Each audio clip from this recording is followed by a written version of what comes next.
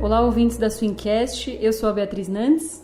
Eu sou o Danilo Carvalho. Espero que estejam todos bem. Hoje a gente vai ter o grande prazer de conversar com o Manuel dos Santos, recordista mundial, medalhista olímpico.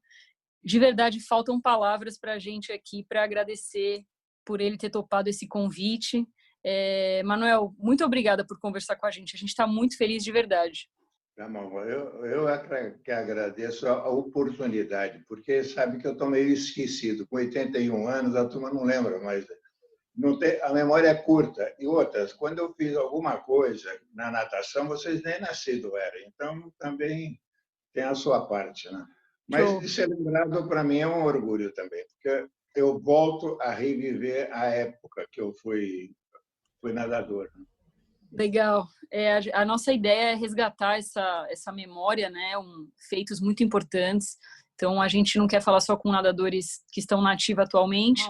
Para mim, especialmente, eu sou de Santos, né? Então, eu nadava no Saldanha da Gama e competi muitas vezes no internacional, que é uma parte importante da sua história, né? Então, a gente vai falar um pouquinho disso. Mas vamos tentar lembrar do comecinho. Conta pra gente quando e por que você começou a nadar. Bom, eu sou anterior à penicilina. Sou nascido em 39. A penicilina saiu a partir de 45. Eu era uma criança muito doente e raquítica, muito doente. Então, quando eu cheguei lá pelos 9, 10 anos, meu pai resolveu me botar num colégio interno que tinha natação, que era em Rio Claro, no ginásio Kelly, para me desenvolver. Outro, minha mãe tinha 6 filhos. Quer dizer, eu fui criado pelas minhas tias. Então, eu era o maninho, coitadinho, era fraquinho. Então, era tudo eu precisava desenvolver. Então, é melhor botar no colégio interno para ver se ele sai debaixo da saia das tias. Então, eu fui para o ginásio Kelly. Olha, era uma distância grande, porque o ginásio Kelly é em Rio Claro. Eu morava em Andradina. Quer dizer, separa aí quase 500 quilômetros na época que não tinha estrada. A estrada era de terra. Então, era uma viagem de um dia inteiro para me levar para o ginásio Kelly. Mas eu fui para o ginásio para me desenvolver. Cheguei lá, tinha uma piscina de 20 metros, mas tinha campeões brasileiros e sul-americanos. No caso, era o João Gonçalves, que nadava a costa. Era o tal de Peixinho, o apelido dele. E lá eu fiquei até os 16, 17 anos de idade, quando eu já era... O ginásio Kelly fez uma piscina maior, e nós sempre não tirávamos o primeiro lugar por clube, mas eu sempre beliscava meu primeiro e segundo lugar nas provas que eu nadava. Eu comecei nadando costa e nadando crawl também, mas a minha prova forte era costa. E dali eu fui para o Rio de Janeiro. Cheguei no Rio de Janeiro, fiquei na casa do Dalteli Guimarães.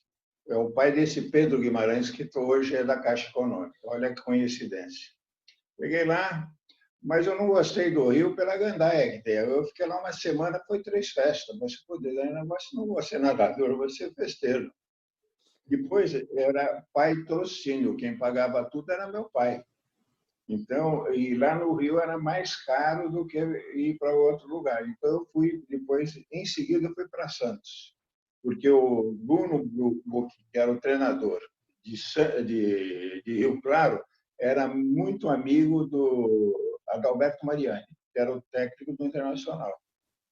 Aí eu me apresentei lá no Internacional, ele logo me levou numa pensão ali perto do Internacional e fiquei lá treinando com ele. Treinei os 2 anos e fui campeão sul-americano, brasileiro, com ele, com tudo. Ali atrás, a gente sabe que tem uma história de uma inspiração ali que o senhor teve, que era assistir os filmes do Tarzan na época. Como que era isso naquela época do cinema? Não, o meu pai em Andradina, ele era dono do cinema e passava os filmes do John Weissmuller. Aí eu ia na Lagoinha do Ramalho, que era um lugar que a gente nadava lá em Andradina, e imitava como o John Weissmuller nadava, com a cabeça para fora, coisa e tal, porque no cinema ele precisa aparecer o rosto dele. Então eu imitava. Agora, você fazendo a pressão para levantar a cabeça, você precisa bater bastante perna, senão você não aguenta. Então isso você vê bem o que fui notando o porquê eu comecei a pegar mais água, que eu levantava a cabeça para mostrar como John Weissmuller. E como operador do cinema era funcionário lá, eu pedia para ir lá, à tarde eu ia lá no cinema e passa outra vez. E ele sabia até o lugar, o filme que ia passar o John Weissmuller nadando, e eu ficava assistindo.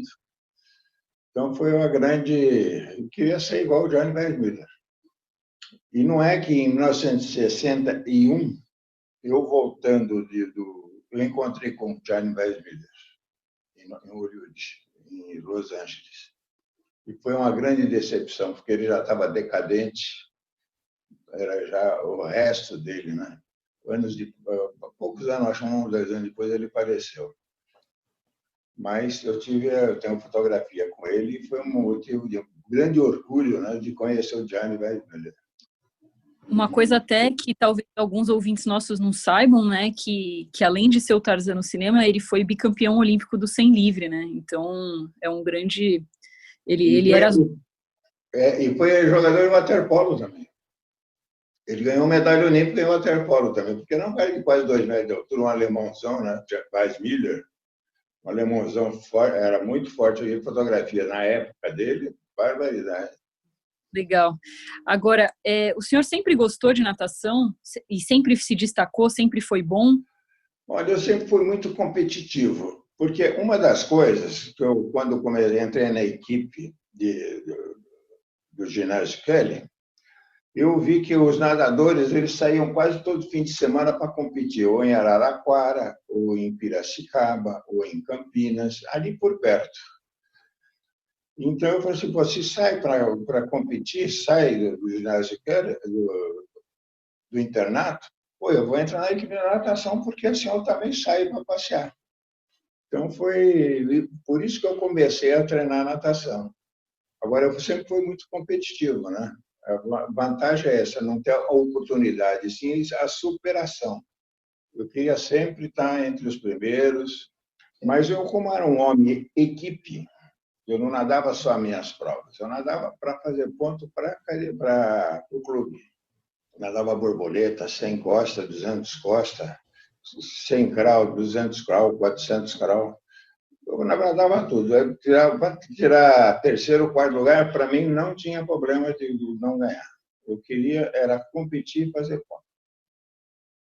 Como que eram os seus treinos ali naquela época, principalmente nesses momentos ali se preparando para Roma, né, nesse período ali? Como que o senhor treinava? O senhor lembra? Lembro, olha, treinar em água fria no inverno. A Olimpíada foi em setembro. Então, você põe 3 meses para trás, eu começava a treinar em junho, julho e agosto. Setembro era a competição. Então, a época mais fria do ano sempre foi junho, julho e agosto.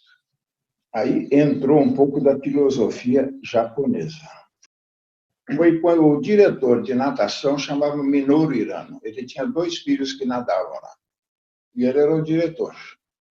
Porque quando você entra na água fria, você não pode brigar com a água. Isso ele me ensinou no primeiro dia de treinamento com ele. Porque todo mundo que cai numa água fria se debate. Ele me tirou da água e falou assim, não, aceita a água como gostosa. Não briga com ela que você vai perder. Então, você deixa o frio entrar, que o seu calor do corpo vai expulsar e você vai sair nadando devagar. Não se debate porque é besteira isso. Daqui a pouco você esquenta o corpo e vai treinar normalmente. E eu botei isso na cabeça. Quer dizer, tem certas coisas que você precisa acreditar. Então, uma das coisas que eu acreditei e uso até hoje é tomar banho frio. Não é ficasse me debatendo para entrar na piscina fria. Não, entro normalmente e nado. Claro, não vou nadar a 15 graus, não tenho mais nem saúde para isso. Mas com 17, 18, 19 graus, tudo bem. Lá na fazenda, quando eu vou, entro na piscina fria. Mas foi assim que eu comecei. Depois eu fazia ginástica e fazia a natação. Naquele tempo, você vê bem, não tinha a parte aeróbica. Não podia subir escada que ia endurecer as pernas, não podia correr porque ia fazer mal. Hoje em dia, a turma, antes de mais nada, é a capacidade pulmonar. Eles vão correr, a capacidade de coração vão correr e depois vai nadar. Uma coisa soma a outra. No meu tempo não tinha isso. Então, tanto é que eu chegava no final da prova, eu era muito veloz, mas eu não aguentava a prova inteira. No final eu morria. Morria é o termo que a gente usa. Né? Chegava muito cansado, porque não tinha essa parte aeróbica que depois se desenvolveu. E também não tinha esse quarto nado, que é a saída e virada. Não é verdade? Hoje vocês treinam saída e virada. Naquele tempo a gente não perdia. Tanto é que eu perdi uma Olimpíada por ter errado uma virada. E hoje o tempo que é gasto para treinar saída e virada é muito grande. Aqui também eu não perdia o tempo para treinar isso, porque não era válido. A evolução da natação. Aquele tempo, o ácido lático ficava mais na gente. Hoje em dia, eu falei, toma uma pílula, desaparece. Entra na piscina gelada, cheia de gelo, desaparece o ácido lático. Naquele tempo, não. Demorava para você consumir, eliminar esse ácido lático do corpo.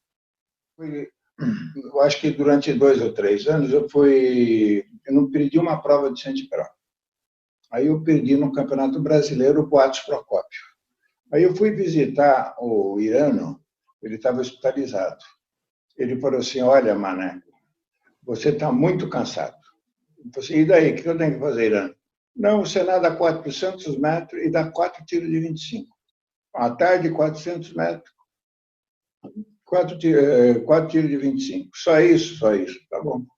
Olha, a turma tinha voltado da Olimpíada de Melbourne, estava de intervalo training. Eles davam 10 tiros de 100, 10 tiros de 200, nadava 6, 7 mil metros por dia. E eu nadando 800 metros e dando aquele tirinho de 25. E foi para a prova. Na prova, daí foi no Campeonato Sul-Americano em Montevidéu. Eu fiz o 3º tempo do mundo, em 58, quer dizer, 2 anos antes da Olimpíada. Cheguei lá, fiz o 3º tempo do mundo, mas fazendo esses 400, porque eu já tinha, era o treinamento final, a última semana, últimos 10 dias de treinamento foi isso. Mas eu já tinha feito o treinamento pesado anteriormente, só foi na última semana que eu fiz isso daí. Se eu tinha o 3º tempo do mundo, aí é que está a falta de profissionalismo na época da equipe do COB, Comitê Olímpico Brasileiro.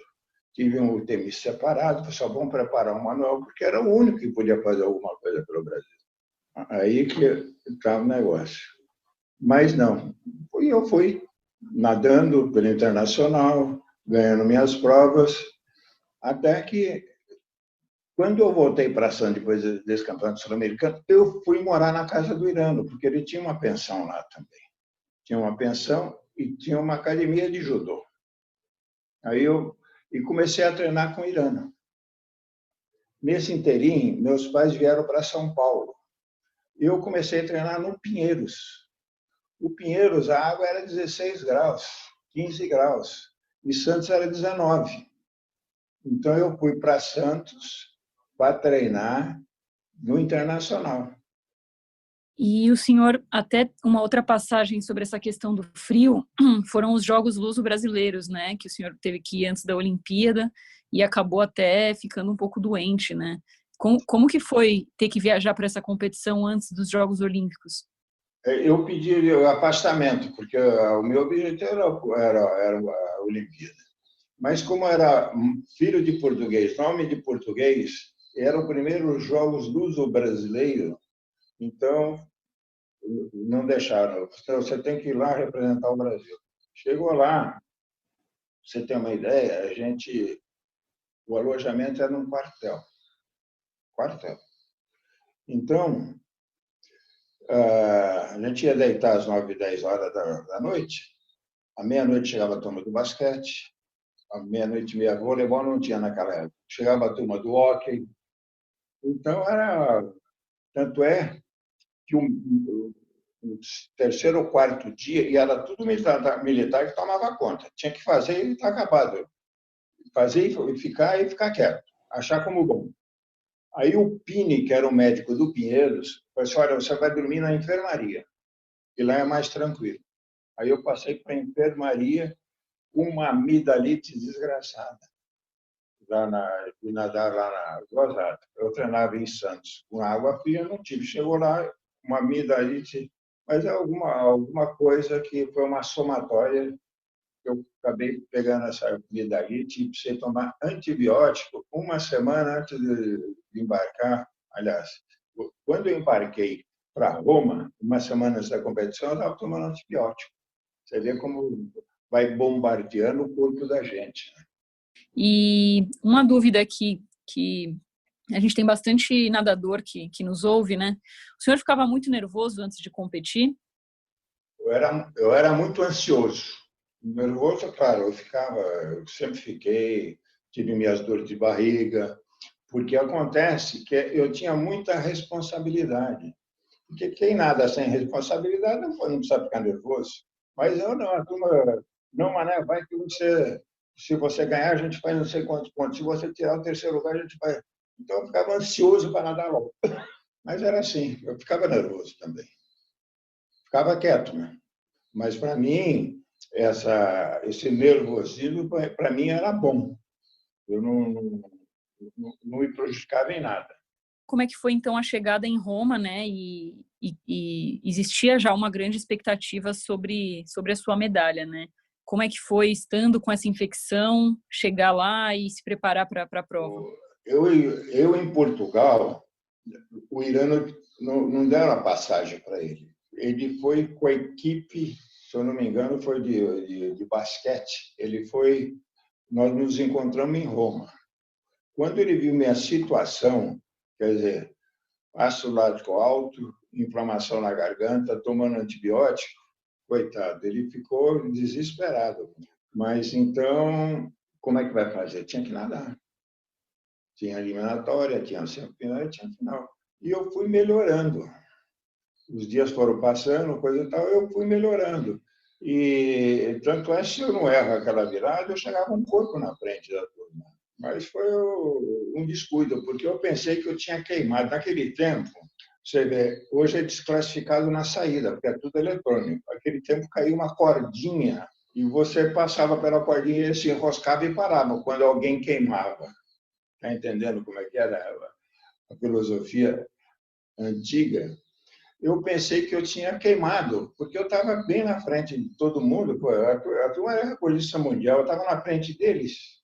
Então, eu me entusiasmei com aquilo e me desconcentrei na hora, quando eu vi, já bati na borda. Mas você sabe como é que é. Competitivo, virei mal virado e ainda consegui ultrapassá-los. Mas é o tal negócio da falta de... me faltou gás no finalzinho. Eu cansei nos últimos 5, 6 metros, eles me passaram e tirei terceiro lugar.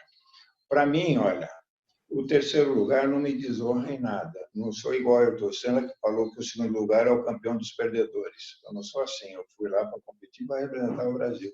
O terceiro, eu não ganhei a medalha, mas eu entrei para a história como um medalhista olímpico.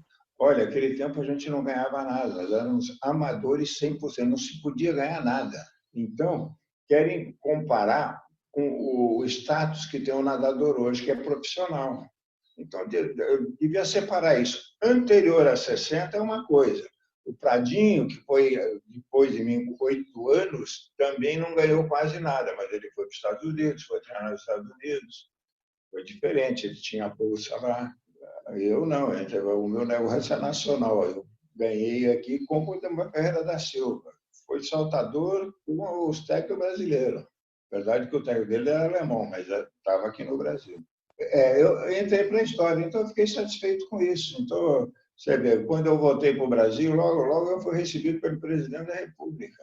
E teve um caso até interessante, porque quando eu fui receber um prêmio lá do presidente da República, eu estava de manga de camisa, e não podia. O protocolo falava que eu tinha que usar gravata e paletó. Aí abriram uma exceção. Eu recebi a comenda lá de manga de camisa. É coisa de antigamente. E, inclusive, foi uma das únicas 2 medalhas dessa Olimpíada, né? Foi a do senhor e foi o basquete também que ganhou medalha, né? Então... uma equipe de 100 pessoas, nós ganhamos só 2 medalhas. O basquete, que já tinha tradição naquela época, e eu na natação. O resto tudo, tiraram nada. Nem para semifinal iam. Ficava logo na eliminatória. Não tinha um treinamento profissional sério para fazer. O senhor lembra de mais coisa dessa Olimpíada? Queria saber um pouco assim do pódio, né? Eu sei que o senhor subiu com um agasalho que nem era o seu. E como é que era a Vila Olímpica, o clima? Chegou a ver algum outro esporte? Não, olha, você vê bem. O meu agasalho era de lã. Em Roma estava 40 graus. Um agasalho de lã. E ele batia na barriga, no meio da barriga. Quem me jogou o agasalho foi um cara do basquete, que eu não me lembro quem é. E eu fui com o agasalho dele, porque a turma do basquete era maior. Porque, primeiro, eles tratavam bem o basquete. O resto era resto, porque o basquete foi lá para ganhar medalha. Mas o resto era resto. Então, esse jogador de basquete me jogou o agasalho, eu recebi o prêmio, depois eu devolvi o agasalho para ele, porque eu não usava o agasalho. Um de lã, eu sou muito acalorado. E outra que era curto. Mas é assim. E, seu Manuel, ali depois da prova do 100 livre, né, tem uma história que o senhor tinha dito pro americano, pro pessoal que estava no pódio ali com o senhor, que você iria bater o recorde mundial posteriormente, foi como se fosse uma promessa. Como que foi essa história? Isso aí, em 1961, eu fui convidado para fazer um giro, tinha 4 competições no Japão. Então, foi eu, o Luiz Nicolau da Argentina e a equipe americana. Deixa eu contar um negócio. O Nicolau, ele foi para ganhar a Olimpíada de 100 borboleta. Mas ele sempre foi muito despretensioso. E no dia da final, ele tinha sido muito bem classificado na semifinal. No dia da prova, fecharam uma avenida que ele tinha que passar por causa de uma prova de rua. Eu acho que, se não me engano, era... Fecharam e não pôde passar, chegou atrasado para competir. Perdeu por ser relapso. Ele devia estar lá 1 hora antes, né? Mas ele sempre foi muito relaxado, chegava sempre em cima da hora. É daqueles caras espetacular como nadador. Mas vamos lá. Quando eu cheguei lá e vi aquela turma, e o Fórum Olímpico, onde foi a piscina, é um negócio espetacular. Espetacular. Você olha aquilo, a gente vê no Brasil, verdade que mudou muito, mas naquela época não tinha o Pacaembu. Agora chega lá, a borda de mármore, bonita, água transparente. Quantas vezes eu não nadei aqui no Brasil com água que não via o fundo? Eu bati o recorde mundial, não vi o fundo da piscina, no Guanabara. Mas, então, nós fomos convidados para ir para o Japão. Chegamos no Japão, nós damos 4 provas, eu ganhei as 4 provas do Steve Clark. Aí eu fui na volta para o Brasil, eu recebi o convite para nadar no Havaí. Então, nós ficamos no Havaí 10 dias, eu, Luiz Nicolau e a equipe americana. Nadamos uma prova, nadamos uma competição lá, e eu machuquei o ombro pegando surf. Porque naquele tempo não tinha um rec que segurava a prancha. A gente, quando via que ia cair, a gente se agarrava na prancha e rolava junto. Eu tinha machucado o ombro, fui mal na prova, tirei 4º lugar. O Steve Clark, que nós nadamos 4 vezes no Japão, eu ganhei as 4 provas. Eu falei para ele, olha, eu chegando no Brasil vou me preparar para o recorde mundial. Porque a próxima Olimpíada eu não vou nadar. Eu já estou muito velho, eu já tenho 22 anos. E tudo bem, eu também vou tentar bater o seu recorde. eu vou tentar bater o recorde mundial. E cheguei no Brasil, já junto com o Irã, falei assim, olha, vamos treinar para bater o recorde mundial. Aí fiz o treinamento final e fui para o Rio para bater o recorde mundial. Você vê bem, se eu fizesse 36, 53 e 60, o tempo que eu fiz no recorde mundial, um ano antes na Olimpíada, eu ganhei uma prova com 55. Olha a diferença, 1,5 segundo. 1,5 segundo em natação é 1,5 corpo. Então, aconteceu, né? Bati o recorde bem, demorou 3 anos para ser batido, uma prova, a natação em evolução muito grande, depois da Olimpíada de Roma. Tanto é que bateram também por poucos décimos, não foi muito, não.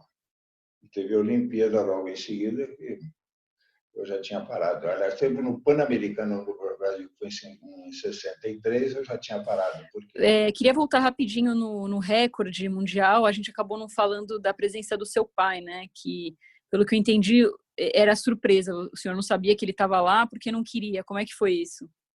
Não, eu não queria que ele aparecesse porque me dava muita responsabilidade de ter que ganhar uma coisa por causa que meu pai estava presente. Porque ele que me patrocinava, o dinheiro era dele. Então eu falei assim, pai, não vai lá, eu fiquei muito nervoso quando você estava. Deixa eu ir tranquilo, coisa e tal. Mas ele estava, ele foi escondido e depois apareceu só na hora de eu bati o recorde e ele apareceu lá. Tanto é que ele foi a Roma também.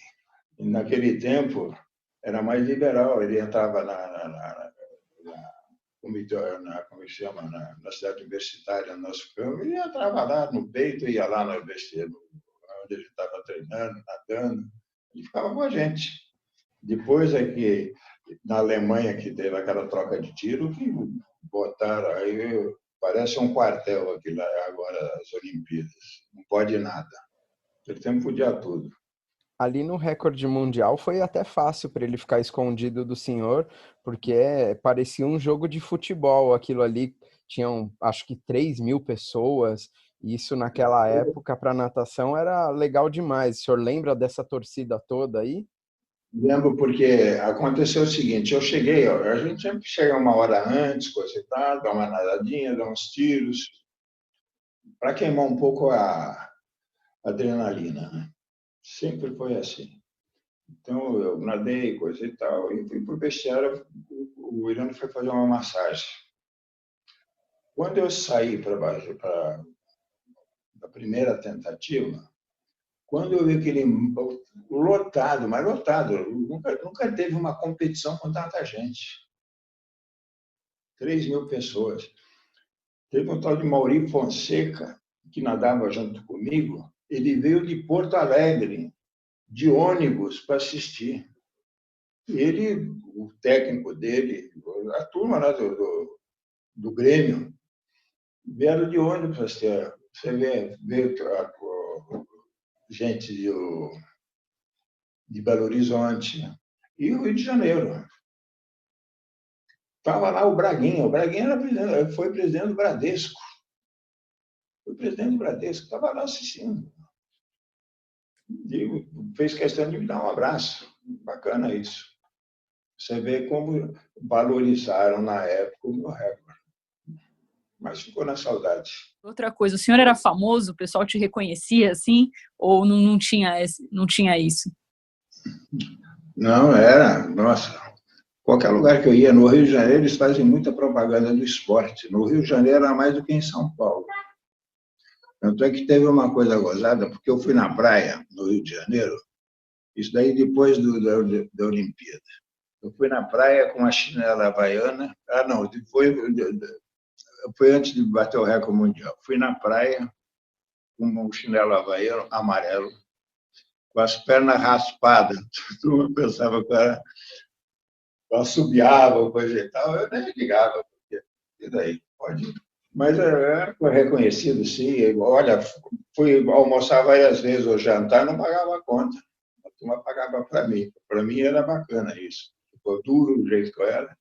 Pena que eu não ia no restaurante caro para eles pagarem, porque eu não sabia se eles iam pagar, eu ia no restaurante barato, mas tudo bem. valia. E o senhor morando em Santos ali, gostava de futebol e chegou a conhecer o Pelé, né? Não, a turma do Santos, eles moravam na Pinheiro Machado, passando a linha do trem. Tinha uma pensão de seu Raimundo, que era massagista do Santos. E ali morava o Bengal, e 4 ou 5 profissionais. E o Pelé também. Mas o Pelé logo mudou dali. E eles iam lá no Irano, porque eles se estrupiavam no futebol e iam no Irano para consertar o joelho deles. Todo dia tem um cara do Santos lá. Tanto é que depois proibiram, porque passava por cima. O médico mandava o cara fazer exercício, o Irano disse, não faz exercício. O exercício tem que fazer o exercício. Então, ficava aquela briga entre o médico e o Irano. E o Irano era um bom massagista, tudo entendido o negócio, porque era 4 anos de judô no Japão, aqui no Brasil. Então, foi interessante. Aí conheci a turma do Santos, mas eu não torcia para futebol. Aliás, eu sempre tive raiva do futebol, porque eles ganhavam muito dinheiro, eles não ganhavam nada. E eles não davam nenhuma valor ao nosso esforço de representar o Brasil. Tanto é que a maior decepção que eu tive foi o Gerson chegando eles tinham sido desclassificados. Chegando, não, até que enfim eu vou embora para o Brasil, porque lá eu ganho tudo, não é aqui que a gente não ganha nada. Pô, a gente estava representando o Brasil, como não ganha nada? Então eu passei a ter raiva de jogador de futebol por causa dessa palavra do Gerson. Era o canhotinho de ouro, né? Fazia tudo lá no Botafogo dele. Agora, a gente estava representando o Brasil, passava horas e horas dentro da água sozinho para trazer uma medalha do Brasil. Um cara para um negócio, não, ainda bem que nós fomos classificados, porque eu quero ganhar o tutu. Lá no Rio eu ganho o tutu, não é a desilusão que a gente tem. Então, nunca gostei de futebol por causa disso. Seu Manuel, então a gente vê que não mudou nada com relação ao futebol e ao esporte, né? Porque ainda é a mesma coisa até hoje. Mas olha, hoje em dia o esporte, graças aos... Quando profissionalizou os esportes, melhorou tudo. Porque você vê, o governo começou a dar dinheiro para o esporte amador, então saíram grandes nadadores, saiu o Gustavo Borges, saiu o Pradinho já não ganhou nada. O Gustavo Borges já era profissional, o Cielo profissional, a turma do revezamento lá em Moscou foi terceiro lugar, todos eles ganharam dinheiro. Então começou a melhorar. A gente viajava em ginásio. Hoje a turma fica em hotel. Que hotel? A gente ficava em ginásio. Cama da casa de armar. Mas e daí? Era a coisa mais gostosa que tinha em ginásio. Não era ginásio de esporte, ginásio escolar.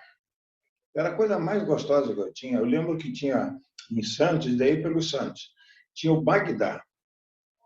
O Bagdá, nós pegamos a cama dele, ele dormia, ele roncava e botamos no meio da rua. Onde é que a gente vai fazer isso no hotel? São coisas que a gente guarda, não é verdade? E a recordação que tem é as coisas mal feitas, que o Moacir Rabelo dos Santos aprontava cada uma que eu vou te contar. Eu não fui mandado de volta num Pan-Americano porque o Canela, que era um técnico de basquete, viu que porque nós ficamos lá na universidade e alguns engraçadinhos e tocava o negócio de bombeiro, tocava aquela sirene, coisa e tal, chegava os bombeiros correndo, eu gostava daquilo. E quando chegaram, o Moacir pegou um balde de água e jogou por cima da minha cabeça, que caiu na turma que estava lá embaixo. E o Canela que me salvou, porque quando eu vi a água passar, eu tirei a minha cabeça para me esconder. Mas viram que era meu, a água passou por cima de mim. Foi o Moacir que me aprontou essa. Queria que o senhor falasse aí como que era a sua relação com o Irano, né? Que dá para saber e dá para ver que foi muito importante, e falar do apelido do Maneco, né? O apelido Maneco foi o Adalberto Mariano que me deu. E aí todo mundo me chamava de Maneco. Em Guararapes, onde eu nasci, era Mano. Em Andradina, Maninho. Bom, no ginásio Carlos Manuel. Em Santos, Maneco. Então, conforme o cara me chamava, você, como é que vai Andradina? Porque eles me chamavam de Maninho. Maneco, hoje Santos, aquela terra é maravilhosa, coisa e tal. Só que eu tive um acidente grave em Santos. Casei. Tudo bem. Inclusive, casou conhecendo dentro d'água, né? Era da equipe a gente acabava o treino. Internacional, o Santos é muito gostoso, porque a gente ia andando pela praia, aquele jardim, né? E eu andando, a gente ia junto, conversando, a turma de mulheres, de homens junto, acabei namorando e casando. Mas até hoje, 55 anos de casado. Você pensa que é moleza? O senhor ficar falando de Santos, a Bia vai ficar emocionada aí, ó. Pois é. Olha, quem morou em Santos precisa botar a mão para o céu, porque ô terra boa, gostaria de morar lá de volta. Sabe, que eu casei no Inter, né? O senhor falando aqui, eu lembrei disso agora. Eu me casei há 4 anos e a festa foi no Internacional. Uma outra história sobre o senhor é quando vocês iam no aquário, né, para ver o peixe nadando e imitar o movimento. Conta um pouquinho disso. Não, o Irã não fala assim, vai lá no aquário e vê peixe grande como nada e peixe pequeno, fininho como nada. Vai lá e olha e me fala. Aí eu cheguei só, o peixe grande, eu baixei o rabo seguidamente. E o pequeno? O pequeno faz isso. Então você tem que bater perna igual. Você tem que bater perna e juntar as duas. Quando o braço puxa a água, as duas pernas têm que estar paradas. Quer dizer, tem que fazer força igual e depois, tá bom, vou fazer isso. Não é fácil, até ter uma coordenação de dar certinho abraçada com a batida de perna. Então, quando foi que eu voltei, depois desse sul-americano em Montevidéu, que fui para casa, eu fui falar com o Adalberto. Adalberto, aconteceu isso. Você não vai ficar chateado de eu treinar com o Irã? O Adalberto foi para o sul-americano, como técnico da seleção brasileira. Ele disse, de maneira nenhuma. Pode treinar com ele, que eu fico satisfeito do mesmo jeito. Logo em seguida, eu saí do Internacional, fui para o Pinheiros e continuei nadando com o Irã. Mas ele foi de uma elegância espetacular. Sempre me tratou, devo muito a ele, muito. O tempo que eu passei em Santos. E eu tinha um pai, porque eu era garotão, quer dizer, podia me acontecer qualquer coisa, mas eu tinha certeza que ele ia me tratar como um filho. E me tratou sempre. Mencionou o Pinheiros, né? É. Depois o senhor trabalhou lá, né, como diretor. A gente inclusive conversou com o Latuf, ele falou de quando o senhor levou ele para lá. Conta um pouquinho dessa época. O Latuf era de Ribeirão Preto, mas ele treinava uma equipe de Butucatu. Eu estava fazendo um belo trabalho em Butucatu. Aí eu, como diretor, eu fui atrás do Latuf, fui até Butucatu, falei com ele, tinha uma proposta do Pinheiros, e quem é que não queria trabalhar no Pinheiros? E ele foi lá para o Pinheiros, acho que uns 6 meses depois, ele deixou a equipe dele lá e foi para o Pinheiros. E lá ele ficou bastante tempo, até ir para o Santa Cecília. E está fazendo uma bela carreira no Santa Cecília, com todo o resguardo que deu para ele. Quem deu muita força para ele foi Marcelo, que é diretor hoje, presidente, que deu uma força espetacular para a natação, para o esporte, né? Para a natação principalmente. Ele, na verdade, faz até hoje, né? O Márcio está há 33 anos já comandando a equipe do Santa Cecília e ele comentou com a gente, inclusive, que um dos anjos na vida dele havia sido o senhor, nessa levada para o Pinheiros, ali de Botucatu, né? Que ele era jovem e o senhor fez questão que ele fosse para lá, ele tem um respeito e um carinho enorme. Porque ele estava fazendo um belo serviço, ele estava mostrando serviço. Ele precisava de alguém com uma força, porque ele tem muita força de vontade, né? Ele tem um carisma muito grande. Eu gosto muito do Márcio. E outra, ele sempre me respeitou muito. Tanto é que há pouco tempo eu cruzei com ele num posto de gasolina. Parei lá, ele veio me deu um abraço daqueles demorados, pô, que sentimento que ele teve. Daí foi há 30 e poucos anos atrás, ele ainda lembra de mim. Nossa, ele ficou emocionado de me ver. Cara, bacana, gostei dele. Eu torço muito por ele. Legal. Nessa época que o senhor trabalhou como diretor, a natação já estava um pouco mais profissional, né? Como que foi? Não, na minha época ainda não tinha problema. Ainda não estava profissionalizado. Quem ganhava alguma coisa lá era a turma sempre ganhou, né? A turma do basquete. A turma da natação veio a ganhar depois que o governo começou a dar dinheiro para os clubes para formar o esportista. Aí eles começaram a ganhar uma bolsa melhorzinha. Mas, olha, era irrelevante, viu? Ganhavam porcaria, mas ganhavam. Porque o porcaria é tudo relativo. Quem não ganha nada, ganha alguma coisa, é bastante. Quem ganha muito e ganha pouca coisa, é pouco. Então, para nós, qualquer dinheiro era muito dinheiro. Legal. O senhor acompanha a natação hoje em dia, torce, né, para os brasileiros, acompanhou ali a medalha do César Cielo, como é que é a sua relação com a natação atualmente? Não, porque eu sou pinheirense ainda, né? Então eu estou sempre lá no Pinheiros e encontro com a turma da natação, converso com eles, bato papo, mas não acompanho mais assim os tempos.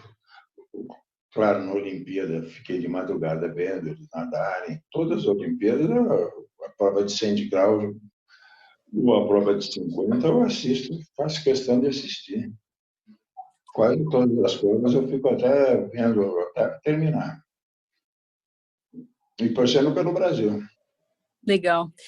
Foi difícil para o senhor, quando parou de nadar, né, para começar a trabalhar, assistir as Olimpíadas de 64? O senhor tinha vontade de estar lá ou não? Já superou isso rápido? Não, porque, olha, teve um sul-americano, eu já tinha parado de nadar, quando passou a ter um sul-americano na Argentina, coisa e tal, vieram falar comigo, papapá, o Nicolini, principalmente o Nicolini, veio falar, não, você vai nadar, porque você despede, coisa e tal, tá bom, vou nadar para o Brasil. E lá na Argentina, eu nadei o sul-americano. Foi uma das maiores emoções da minha vida, porque eu nadei junto com o Nicolau, que era campeão sul-americano de borboleta. Também tinha o segundo e terceiro tempo do mundo em borboleta, mas ele nadava a prova de 100 cravos. Eu fui primeiro, ele foi segundo. E no revezamento que definiu o campeonato sul-americano, porque a Argentina passava na frente, o Brasil passava na frente, fica naquele negócio. O Brasil estava atrás. Se ganhasse o revezamento, a gente ganhava o sul-americano. Olha, na terra deles, eu fui o último homem, eram 4 por 100, 4 estilos. Eu saí atrás do Nicolau, passei e ganhei a prova. O Brasil foi campeão sul-americano. Era o dia do meu aniversário, 22 de fevereiro, dia do meu aniversário. Então, você vê a arquibancada toda, 3 ou 4 mil pessoas, 5 mil pessoas, cantando cumpleaños, com um cara que tinha acabado de ganhar o sul-americano dos argentinos. É emocionante, né? Ali não tem adversário, todo mundo era amigo. Quer dizer, me aplaudiram como campeão, porque foi espetacular. Guardo até hoje na cabeça aquela turma cantando cumpleaños. Que legal. Foi bom. Com 22 anos, eu me sentia velho. Eu não ia concorrer com os garotos lá, americanos de 18, 17 anos, o alemão com 16 anos, 17 anos, batendo recorde mundial. O australiano estava começando, os australianos. Também com 16, 17 anos, só com 23 anos que eu vou nadar a Olimpíada, eu vou estar velho. E sobre a velhice não tem jeito. Hoje em dia modificou tudo, modificou o treinamento, tem os isotônicos que eles tomam, tem esse negócio do ácido lático, Naquele tempo a gente treinava, saía cansado da água. Hoje você vê a turma sai cansado e meia hora depois está nadando outra vez. Você não vê o Phelps quantas provas nadou na Olimpíada? Ele parece que era um homem de não cansava. Seu Manuel, e depois disso tudo, né? O senhor nada até hoje, chegou a ter vontade ou participar de alguma prova de master? Como que é a sua relação ainda com a água, com a natação? Não, logo depois que eu parei de nadar, uns 5, 6 anos, começou os Masters no Rio de Janeiro. Eu fui 2 vezes para o Rio de Janeiro nadar, Master. Depois eu tenho uma doença chamada neuropatia plantar. É uma doença degenerativa no pé. A minha batida de perna era muito forte. E com essa neuropatia, eu passei a ficar por exemplo, ter uma degeneração. Então, eu tinha uma dificuldade danada de bater perna. Porque se eu batesse perna, eu tinha cãibra. Nadar no braço, a gente não aguenta muito. Para nos 50 metros. Na verdade, tem a prova de 50 metros. Mas aí como eu não podia nadar mais, pronto, eu falei assim, olha, eu já fiz o que tinha que fazer, está liquidado. E deixei numa boa, não tive vontade de voltar mais. Parei aí. Agora, eu invejo essa turma, porque você vê, tem equipes de Master, eles treinam hoje. E uma turma entusiasmada, viajam. Quando eu vejo as competições lá no Pinheiros, eu fico encantado, viu? Como a turma se dedica e treinam muito mais quando eram nadadores.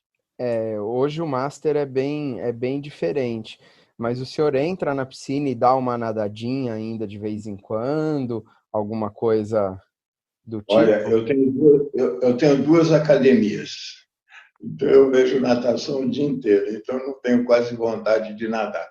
Eu vou no Pinheiros, dou minhas andadinhas lá, nado também meus 400, 800 metros, mas fica nisso mesmo. Bom, Depois acontece o seguinte, o peso aumentou e a força desapareceu. Então, é uma dificuldade. Antes eu nadava 2, 3 mil metros, tranquilo. Hoje eu não aguento nada. 400, 600 metros já estou parando, porque já não... Só tenho uma lembrança de ter sido bom nisso. Mas tá ótimo. Também queria perguntar, eu sei que o senhor tem 2 academias, né? E inclusive uma é dedicada às crianças. Eu queria saber um pouquinho mais do porquê dessa linha de uma academia para as crianças.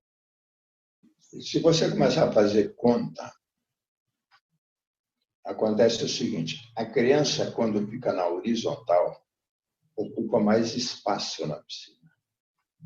Quando ele não sabe nadar, ele está na vertical. Então, ele ocupa menos espaço. Então, numa piscina menor, você põe 20 crianças. Agora, se você vai botar adulto, você põe 8 adultos para nadar. Olha a diferença de 20 para 8. Então, é só fazer um cálculo o que dá resultado econômico numa academia. É criança. Você vê hoje os nadadores querem nadar 2 por raia. Agora, você vê, é difícil você pegar 4, 5 nadadores que nadam igual para poder nadar na mesma raia. É muito difícil. E sendo em academias, não, ele quer uma raia para ele, ou quer dividir uma raia em 2. Não dá. É pouca gente para muito espaço. Então, criança é isso daí. Ficou na horizontal, aprendeu a nadar, tanto é que eu tenho uma academia de criança de 6 meses a 6 anos. Aprendeu a nadar, vai para outra. E tem mais espaço, tem 3 piscinas, aqui só tem uma.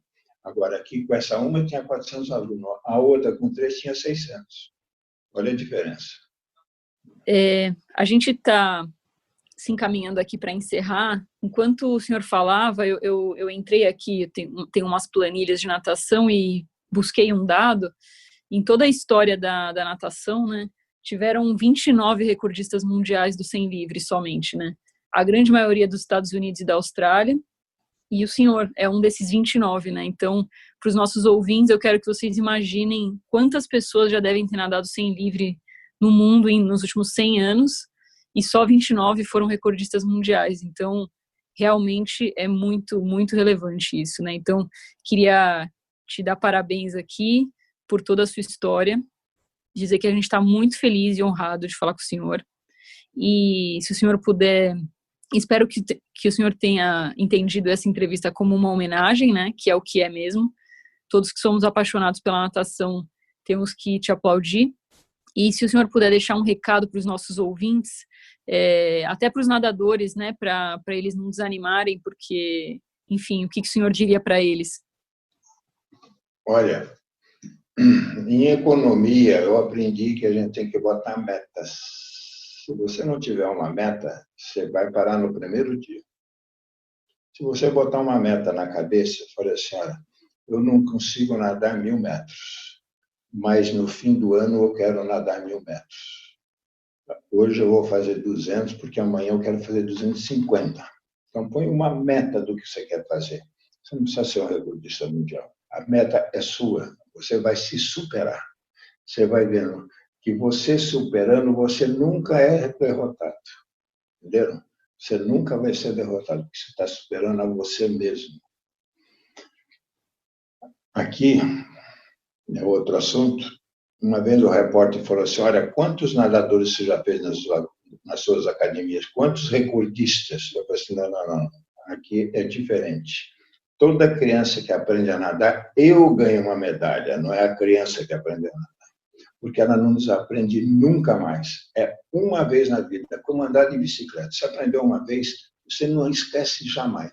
A natação é a mesma coisa. Você pega uma criança de 6 anos que aprendeu a nadar na Manuel, quando ela tiver 18 anos, eu vejo ela nadar e falo assim, esse cara aprendeu a nadar na Manuel. Porque a criança de 6 para 18 muda completamente, mas o estilo é da Manuel. Aí eu fico satisfeito comigo mesmo de ter feito isso. Entenderam? Sim. Meta. Faça amizades. A amizade de nadador, de esportista que a gente faz, isso é para o resto da vida. A gente grava isso, viaja junto, dá risada junto, um goza o outro junto, mas bota uma meta. Não tem problema que você vai competir e tira o último lugar. Ótimo, eu tirei o último lugar, mas eu cheguei. Ele se superou, ele chegou. A próxima vez vou ver se eu ganho de alguém. Se ele ganhar de 3 ou 4 que foram junto com ele, treinaram junto, ele passou, pronto, ele já está satisfeito. Ele já foi melhor da vez anterior. Tem que botar uma meta. Vou confessar aqui para todo mundo, para o senhor, que quando a gente conversou com o Marcelo e ele falou que vocês topariam, né, conversar conosco aqui, eu vou te falar que eu me emocionei demais, porque é uma honra, assim, para mim, para a Bia, né, poder estar falando com o senhor, né, o quanto é importante na nossa história a gente saber isso, e eu como um apaixonado pela natação, pelo esporte, né, estou emocionado em ter tido essa oportunidade aqui, de coração, assim, uma das melhores coisas que eu já fiz. Olha, Danilo, põe uma coisa na sua cabeça.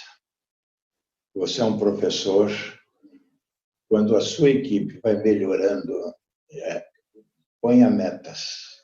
Você chega no fim do ano e fala assim, olha, os meus comandados ganharam tantas medalhas, aprenderam a nadar, conviveram, tiveram amizades, a sua vida vai melhorar muito de você pensar assim.